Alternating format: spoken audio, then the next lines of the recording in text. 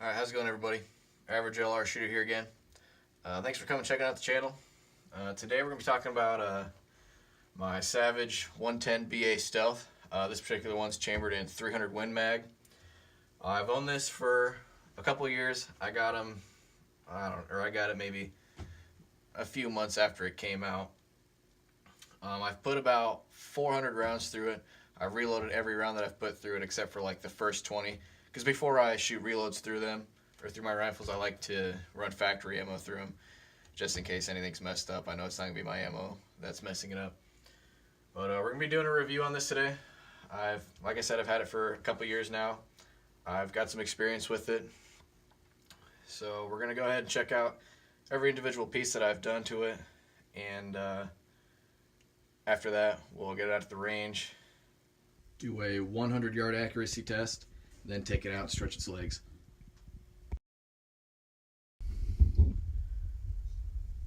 Alright, so we're taking a close look at this thing. Start from the back, go to the front, review what I've done to this to make it work for me. So we're zoomed in here on the XLR tactical stock. The stock that comes on these, it's okay for what you want to do with this thing, which I assume is long range shooting. It has an adjustable comb height, but it was tough for me to get behind. It wasn't really that comfortable on my face. So I upgraded the stock. This thing's a lot more solid and has a lot more adjustability. It's very well made. It's solid aluminum construction. It has adjustable butt pad height and angle, so you can fit into your shoulder real nicely. It has adjustable comb height and angle. As you can see, I have the front of it angled up slightly. Really helps me get comfortable behind it, and I can get a solid cheek weld and eye relief behind the scope. So moving forward, these things come with the rounded off bolt handle. I opted for the larger tactical style bolt handle. Savage makes this. It's only about 40 bucks. Gives you a little extra leverage on the bolt and lets you run it a little easier. Next here, this is a Hawk 6-24 by 50 millimeter objective scope. Has a mil-dot illuminated reticle. I think it has 60 MOA of internal adjustment, which is important for the long range shooting and getting those far out shots with this that this rifle system is capable of. It works pretty well. It's only about a $400 scope. I'd like to upgrade it eventually to the Primary Arms Platinum Series. I think it's a 5 to 30 power scope with the Deka reticle in it. That's the ideal optic that I would like to have on this system, but I've taken this optic out to past a mile, to be specific. The last extreme long range shot I did with this was 1,800 yards, and I got a third round impact on it. So it works for what it is. It's sitting in Burris XTR signature rings. These rings are adjustable. They have inserts that go in them that allows you to adjust the amount of cant. I think I have the amount of MOA cant, I should say. I think I have it set up for 25 MOA of 25 MOA of cant built in, which is on top of the 20 MOA that this MDT rail already has. And this rail is included with the rifle, only the 110 BA Stealths. So moving forward, this is the Utg Recon Flex, I believe. There is two separate bipod legs that connect to the M-LOK rail sections that are already on the rifle chassis. It's a very, very solid, stable system. That's a Magpul rail, M-LOK rail section that I've put on the bottom in case I want to run like a flashlight underneath. I haven't really had to use it yet, but it's there in case I need it. So I think that's everything I've done to the rifle to make it suit my needs. One thing I do want to change in the future is this grip. My favorite AR-15 style grip is the Ergo Tactical Deluxe, so eventually this will get one. This grip works okay. That's just my personal preference. So now you've seen what I've done, what I want to do, and now we'll get it out to the field.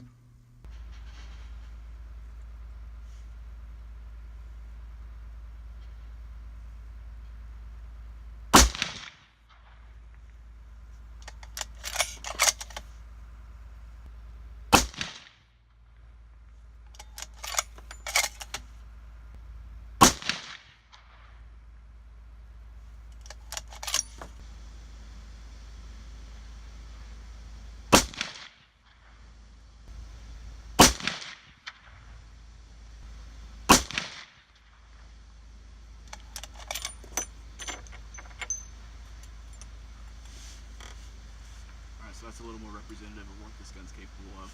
I'm probably not doing it justice still, but I'll give you guys an idea. Okay, so we have a target set up at 1,350 yards, shooting 225 grain ELD match bullets. About a 5 to 10 mile an hour left to right wind. So let's see what kind of results we get.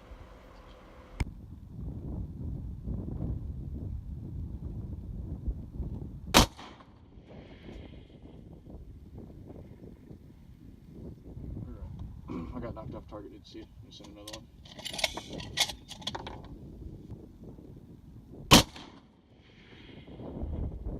Alright, I think it's just off the right edge.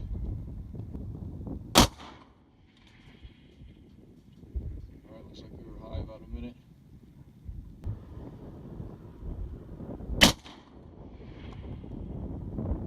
Okay, you're just over the top right shoulder, look like.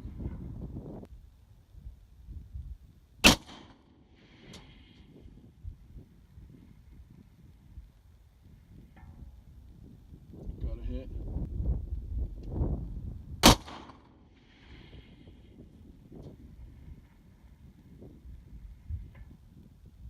Another hit.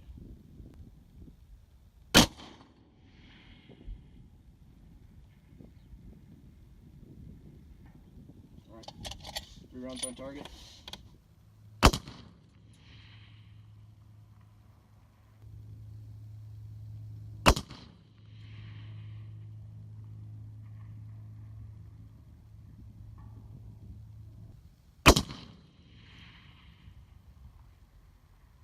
Hit. Alright. The trigger's light, so. Oh, I hit up into the left. Up over his top left. Yep. Yep.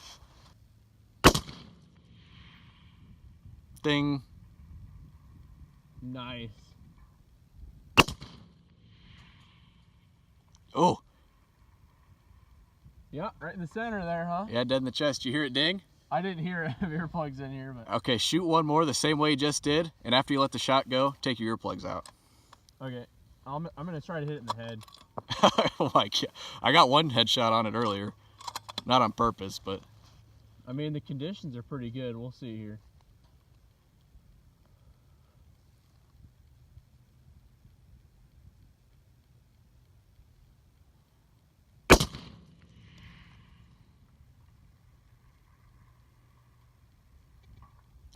That long? Yeah. Where did...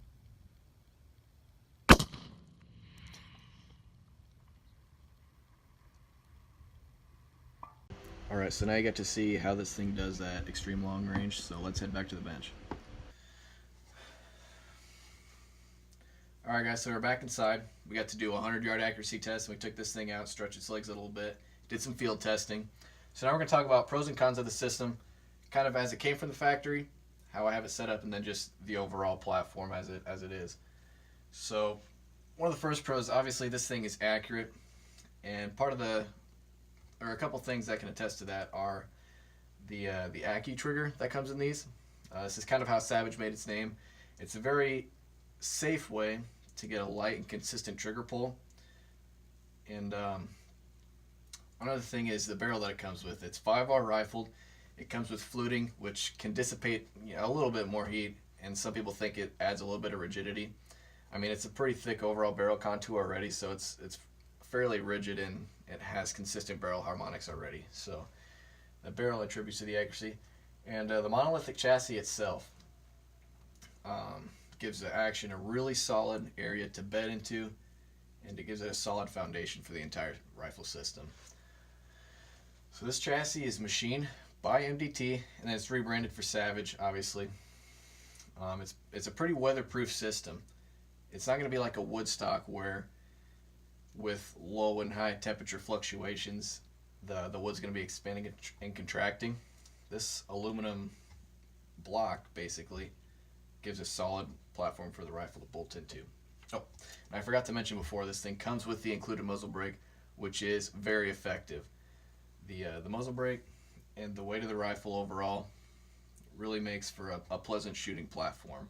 As you saw, it wasn't beating the heck out of me. I could shoot this thing all day and enjoy it. Alright, so another thing I want to talk about is this magazine here. It comes with a 5-round AICS magazine.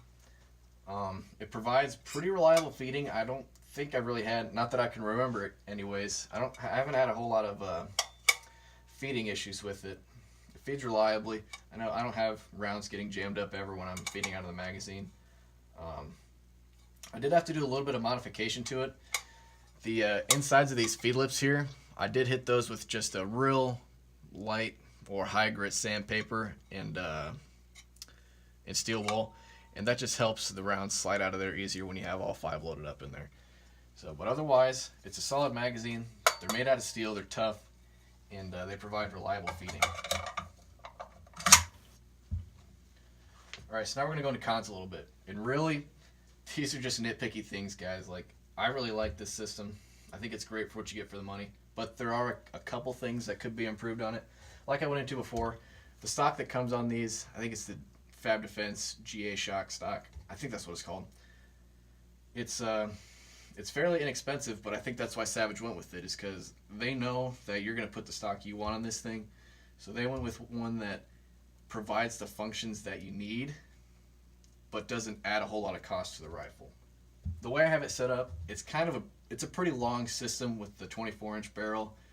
It's a pretty decently sized muzzle brake, but I mean, a lot of guys that are going to run custom 300 Win mags, they're probably going to have 26, 28, maybe even 30-inch barrels. So it's a trade-off with muzzle velocity and barrel length. All right, so another thing that is a slight con with this is the overall height of the optic. With this MDT long rail, it does make your scope sit up a little higher, and it is a 20 MOA rail, so that in turn is also going to put the back of your scope up a little bit.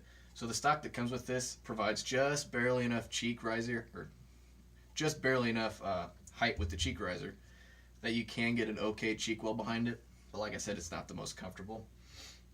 I would have liked to seen a couple rails, like similar to this Magpul one included. Like I said, a con with the magazine is it is a little rough when you have 5 rounds in there and it's a brand new magazine. It takes a little bit of breaking in and maybe a little bit of smoothing out on the feed lips.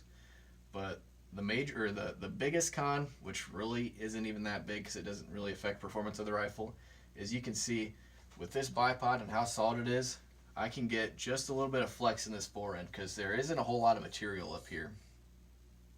So that's just something to keep in mind.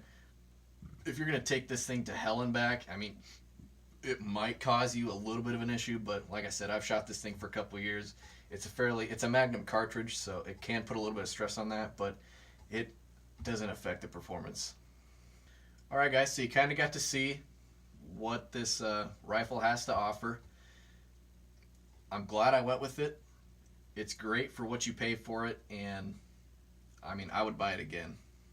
So thanks for watching, guys. I hope you enjoyed the video. If you have any questions, if you want to see more reviews, I want to do a review on each one of my rifles, and then hopefully the channel grows a little bit and I can start getting things into review.